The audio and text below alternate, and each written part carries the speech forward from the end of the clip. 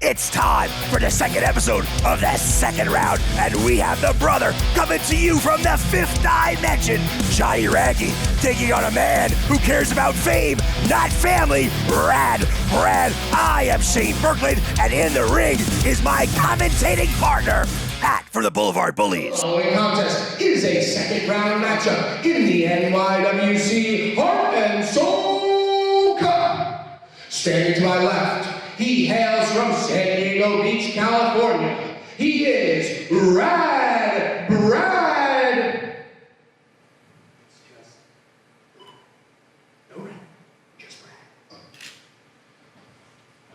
He is Brad Benson.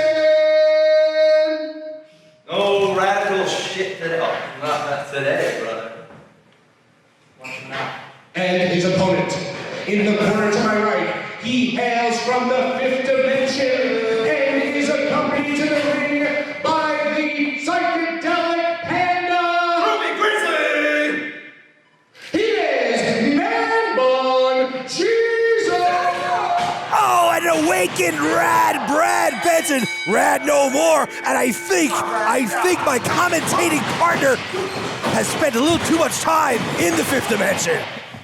Hey, what's going on? What are you saying about me? I'm just saying how you get everything right all the time, Pat. Let's get into this match. And look at Johnny Radke landing on his feet, showing the world what the fifth dimension is all about. And he goes, and look at Brad going down to the mat. And you heard it. You were the first to hear it.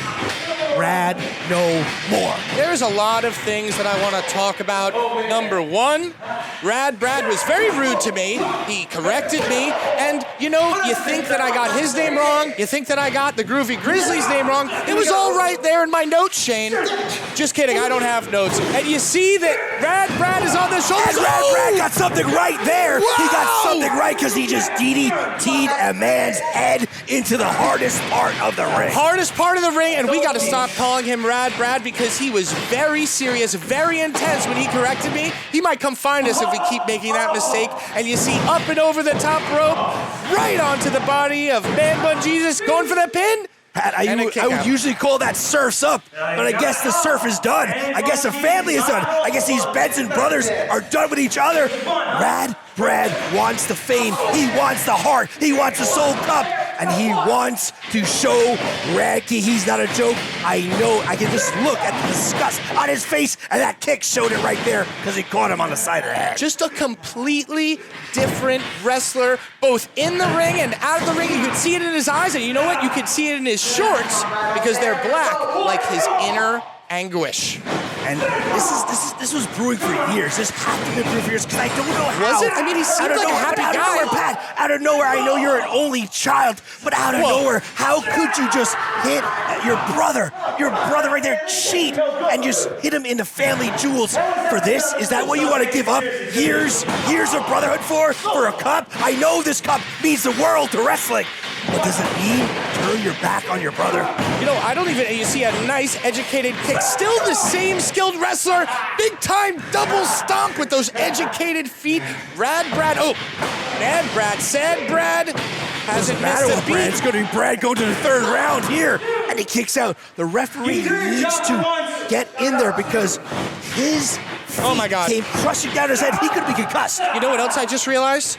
Besides the black shorts, his hair is much wetter too, and you can tell that means he is a much angrier competitor, but still just as skilled as he ever was. He's traded in his surfboard for some black mascara and some hurt feelings, it seems. Wet hair, black shorts, don't get it done. But his new attitude will get it done because he does not care about anything. He is bringing it to Radke. He's not letting Radke get to the fifth dimension. He's holding him here on planet Earth. That's right, bound by gravity, and Brad, oh my God, I keep saying Brad, I'm worried. It's just Brad Benson. He stands alone. He's not a brother anymore. At Deuce Spear. We saw that move. Get Radke to here, to the second round. Just get on top of him. Crawl over Radke. This is his chance. This is the window, and you see the Groovy Grizzly cheering him on. Don't look directly into the third eye because you might get his name wrong, Shane. And that is unbelievable. believe. Well, look at these two. They have wrestled already today, and they both are trying to make their way up.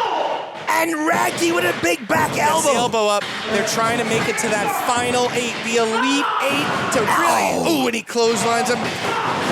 I think he's starting to feel the fifth dimension. And he put his hand up. You saw the fifth it's trickling in. And he hits him with a nice big springboard elbow. Line him up, and drives his head down to the back. Got the cover here. 1, 2. Ooh, a little slow, but gets the shoulder up. Brad Benson. Brad has This is a so good match much right here. He has so much to lose, Pat. Because if he doesn't win the cup, what did he give up? Right, could you imagine What did he give up for overhauling your entire personality, rebooting your entire style, turning your back on your brother just to lose to a guy in pink pants and rainbow, whatever those are? And you look at Right in the face! Men thinking the same thing.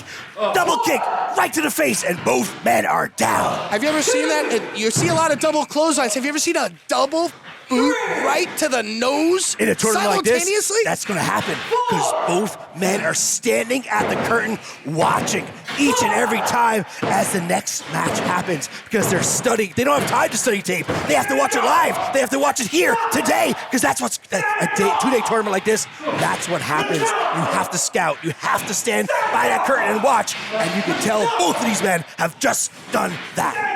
And it's been a long day for every wrestler in the back, but the MVP of the entire day is probably me for doing ring announcing and also commentating the entire day. I'm exhausted, but you could never tell because I'm great. Schoolboy here. Right there. Speed on the road. Oh, and the Groovy Grizzly or the Psychedelic Panda have... It doesn't matter. He was there at the right time. He brought the fifth, and he just got his head knocked off. Wow. And Radke lines him up. That he might gets be him the up opening on his he needs. shoulders. He gets him up for the do, and he hits it. He hits the do. The fifth dimension is here. Here is your winner, Man Bun Jesus! Unreal!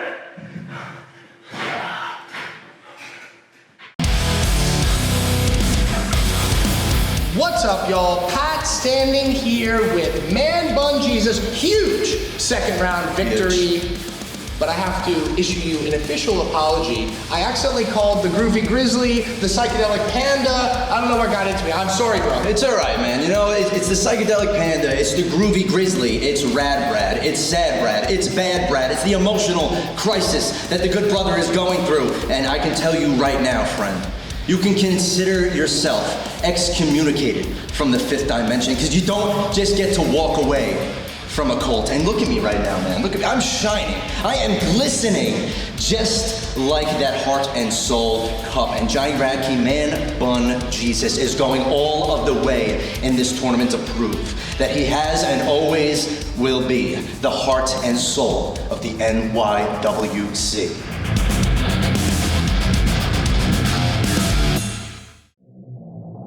Pat, the worst thing is when you wake up in the morning, you see that big crack going across your windshield. Shane, I live in Brooklyn. I don't have a car. I have no idea what you're even talking about. It doesn't matter because what matters is Precision Auto Glass, located at 560 Bay Street in Islip, New York. And guess what? Even people in Brooklyn can hot tag them in at area code 631-706-3893. It's time for the main event of the second episode of the second round, and we have the jaw-breaking, no BS taking Aiden Baal taking on the man who's clawed his way to the second round, Mouse. Let's get to Mr. Andy Miller. The following contest is a second round match in the Heart and Soul Cup. Introducing first from Middle Village, Queens, Aiden Baal. 2, no 1! And his opponent, Mouse.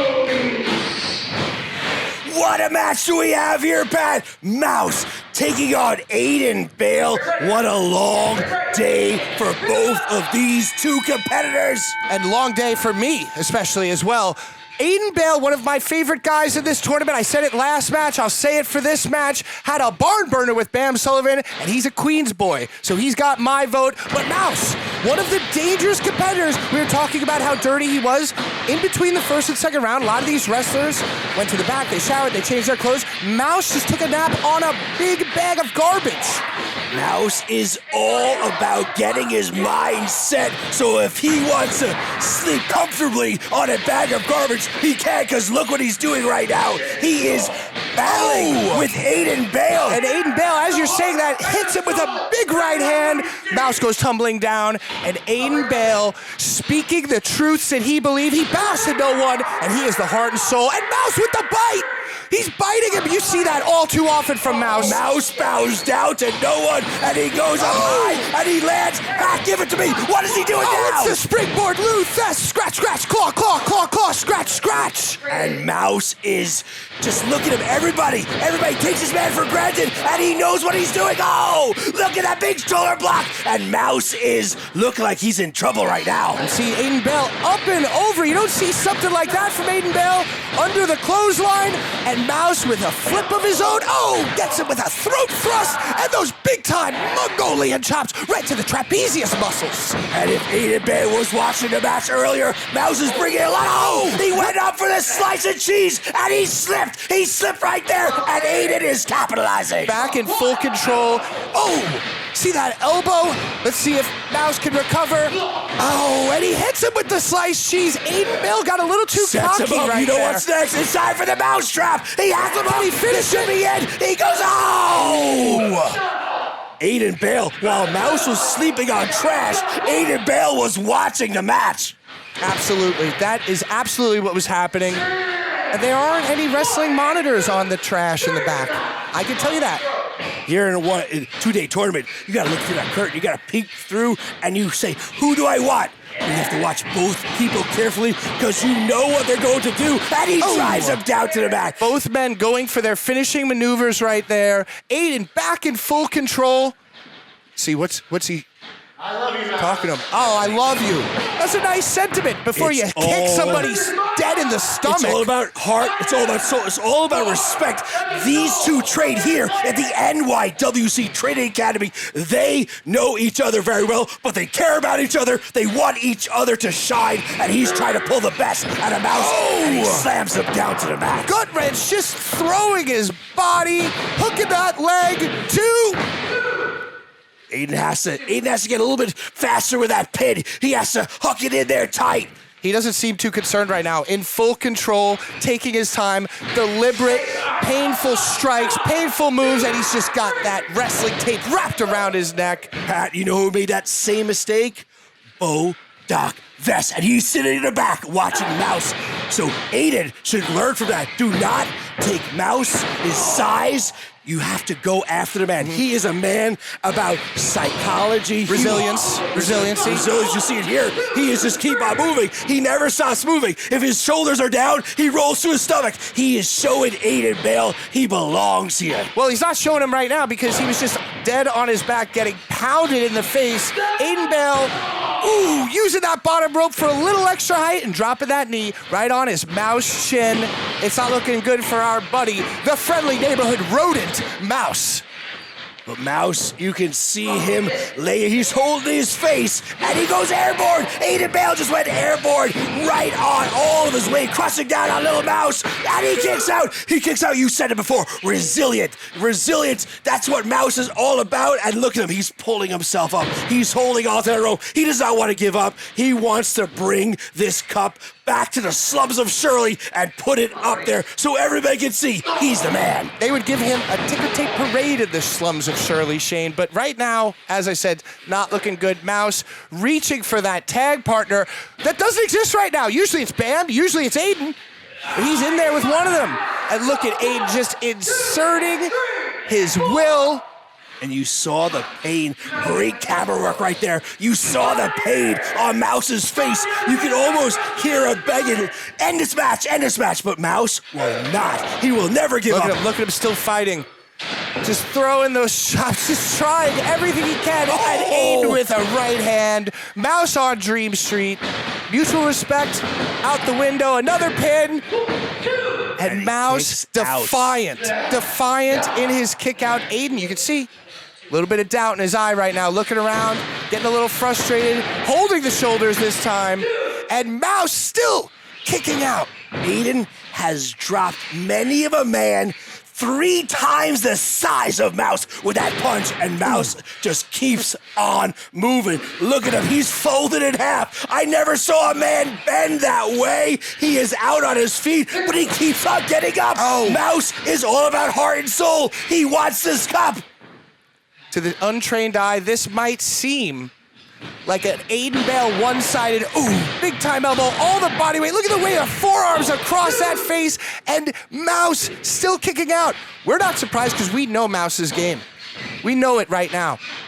Mouse is all about proving the world wrong, climbing out of that big bag of garbage and showing the world that he belongs. He owns this cup. I can definitely relate to that. I can relate to that exact sentiment. And Mouse still fighting. Again, still going. Those claws. He uses those claws so effectively. And Aiden's out on the top rope. And he hits him with a big boot. He knocks Aiden Baal. If he falls to the outside, that's it. Hey, no, come on.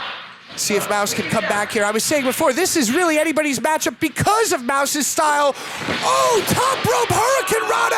Aiden Baal flying across the length of the ring. And now it truly is anyone's matchup. Let's see if the referee administers the count.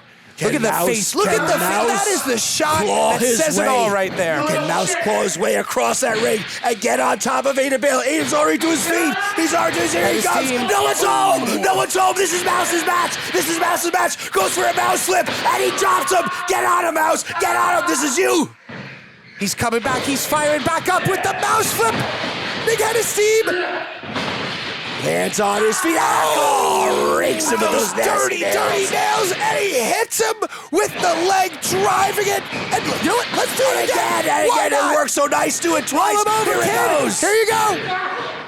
And a kick out. You know, I didn't think that Aiden was gonna lose to that one, but Mouse making it interesting. Let me ask you something, Shane. Have you ever been hit with a garbage bag full of remote controls? Never. Well, that's what it feels like to be hit by a mouse kick, a mouse DDT. His pointy. He'll get right in those ligaments. He's on top. That bag of remote controls is doing awesome right now. I'll tell you that much. Absolutely, and it's not pretty. Because those points of Mouse's joints will get right into your muscles. And he's hooking him right here, Pat. He's hooking him now. And Aiden Baal is in a trap. He's in a mouse trap right now. And will he tap? I see what you did there, alluding to Parker Brothers' very, very popular game in the mid-90s, but he's got him in a front face sleeper. Look at Aiden. All that weight, and Aiden reversing it. On his head. Mouse. I thought he was going for a suplex. He cut it short, spiked Mouse right on his head. Mouse kicks out. Resilient. You said it before. I'll say it again. Never give up on Mouse. Never give up on Mouse. I see what you're saying. I'm excited too. He is almost like a rubber band. He's like a wet noodle. You can't bend him in a way that he'll break. And he kicks out yet again. How many kickouts is that for Mouse? Probably over 10? I can't count, but this might be it. Here it is, Tiger Driver. And Mouse again. He has the answer to all the questions of Aiden Baal. Slice of cheese. He caught him out of the air. He has him up. Drops him down right on his head. Inside out. Folded him in half. Just academic Raby right here. Hooking those legs again. Going for it. Tiger Driver! 2, 3, Aiden Baal wins. Here is your winner, Aiden Baal. I am the heart and soul of this building, of this company.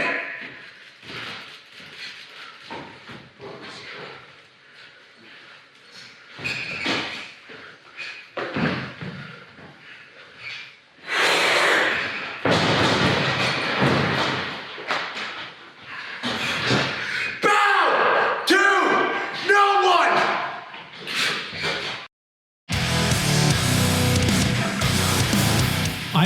Aiden Baal victorious against Mouse in the Heart and Soul Cup. When you beat Bam Sullivan, he offered you his endorsement. I don't think you're going to get one from Mouse. That's fine. Me and Mouse go way back. We'll be all right. Take care of that down the road. But today is about NYWC. Today is about the heart and soul of NYWC. And I am the heart and soul of this company. I've been the heart and soul of this company. Not Mouse, not Joey Conway, not Bam Sullivan, not you, not nobody is gonna change that.